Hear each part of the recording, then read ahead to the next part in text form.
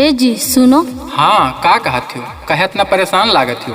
का बताई, हमार बप्पा हमार बियाह गोंडा में तय कई दीन है। अगर हमार बियाह हुआ भवा तो हम अपन जान दे देबा। अरे ई का कहत हो, पगलाई गई हो का? तोरे द्वारे पर बारात आई तो खाली बहराइच जिला के, समझो? बहराइच जिला के बारात हो, बारात हो। Music by Akash Srivastava, Sainath recording studio Gonda. आप सुन रहे हो कृपराम बहराइची को। तोहर बप्पा न मनी है तो मस्ती करम, जानो तोह से बियाह जबरदस्ती करम, जबरदस्ती करम। तोहर बप्पा न मनी है तो मस्ती करम, जानो तोह से बियाह जबरदस्ती करम। चाहे खुश रही है चाहे नाराज हो, तोहरे दुआरे पायाई कर जब बहराइच जिला के बारात, बारात हो। तोहरे दुआरे पायाई कर जब बहराइच जिला के बारात हो।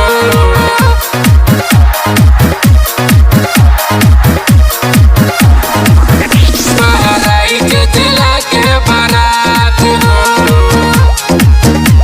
बारात हो। प्यार किया है अपना दिल तुम्हें देके, मत सोची है जान भाग जाब तो है लेके, तो है लेके। प्यार किया है अपना दिल तुम्हें देके, मत सोची है जान भाग जाब तो है लेके, जाब। हाँ आशिक बड़ा रंगबाज हो, तोहरे दुआरे पायाई कर जब बहराइच जिला के बारात, बारात हो। तोहरे दुआरे पायाई कर जब बहराइच जिला के बारात हो।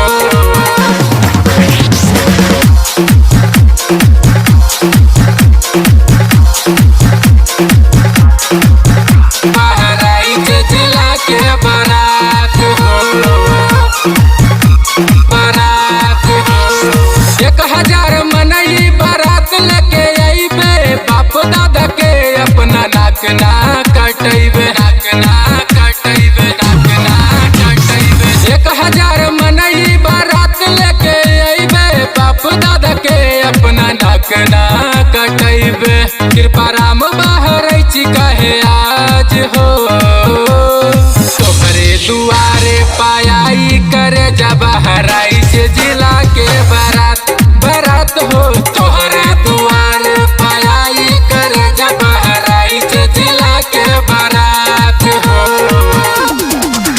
तोहर बप्पा न मनी है तो मस्ती करब, जानू तोह से बियाह जबरदस्ती करब। चाहे खुश रही है चाहे नाराज हो, तोहरे दुआरे पायाई करे जब बहराइच जिला के बारात, बारात हो। तोहरे दुआरे पायाई करे जब बहराइच जिला के बारात हो।